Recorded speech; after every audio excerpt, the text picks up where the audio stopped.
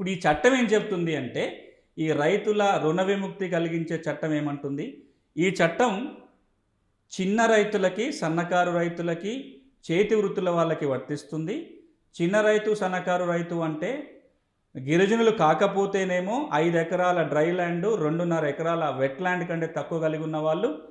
గిరిజనులైతే గనక 10 ఎకరాల వరకు డ్రై ల్యాండ్, 5 ఎకరాల వరకు వెట్ ల్యాండ్ కలిగి ఉన్న రైతులని మన స్మాల్ ఫార్మర్స్, చిన్న సన్నకారు రైతులు అంటాము.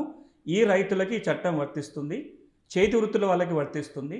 ఈ వ్యక్తులు గనక ప్రభుత్వం పేర్కొన్న పంటకి రుణాలు తీసుకున్నా, లేదా ప్రభుత్వం ప్రకటించిన ప్రాంతంలో గనక వీళ్ళు ఈ రుణాలు తీసుకున్నా, రాష్ట్రమంతా కూడా ప్రకటించడానికి ఉంటుంది. ఒక జిల్లాను, ఒక మండలం, ఒక పలానా మండలంలో గనక వీళ్ళు రుణాలు తీసుకొని ఉన్నట్లయితే వాళ్ళ రుణాలని విముక్తి చేయడం కోసం ఈ చట్టంలో ఏర్పాటు చేయబడిన కమిషన్ పనిచేస్తుంది.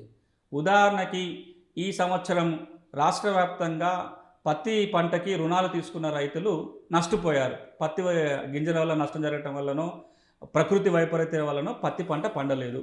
కాబట్టి ప్రభుత్వం ఏం చేయొచ్చు? పలానా సంవత్సరంలో పత్తి పంట రుణం తీసుకున్న వాళ్ళందరికీ కూడా ఈ చట్టం పరిధిలో వస్తారు అని చెబితే, ఆ చట్టం పరిధిలో ఈ పత్తి పంటకి రుణాలు తీసుకున్న రైతులందరికీ వెసులుబాటు ఉంటుంది. ఏం వెసులుబాటు ఉంటుంది ఈ చట్టంలో? కమిషన్ ఏర్పాటు చేశారు. కమిషన్ ఏం మేలు చేస్తుంది వీళ్ళకి? ఈ చిన్న సన్నకారు రైతులకు కానీ, చేతి వృత్తుల వాళ్ళకి ఈ చట్టం ఏం మేలు చేస్తుంది? 2 రకాల కీలకమైన మేళ్ళు ఈ చట్టం ద్వారా ఈ కమిషన్ రైతులకు చేయడానికి అవకాశం ఉంటుంది. ఒకటి,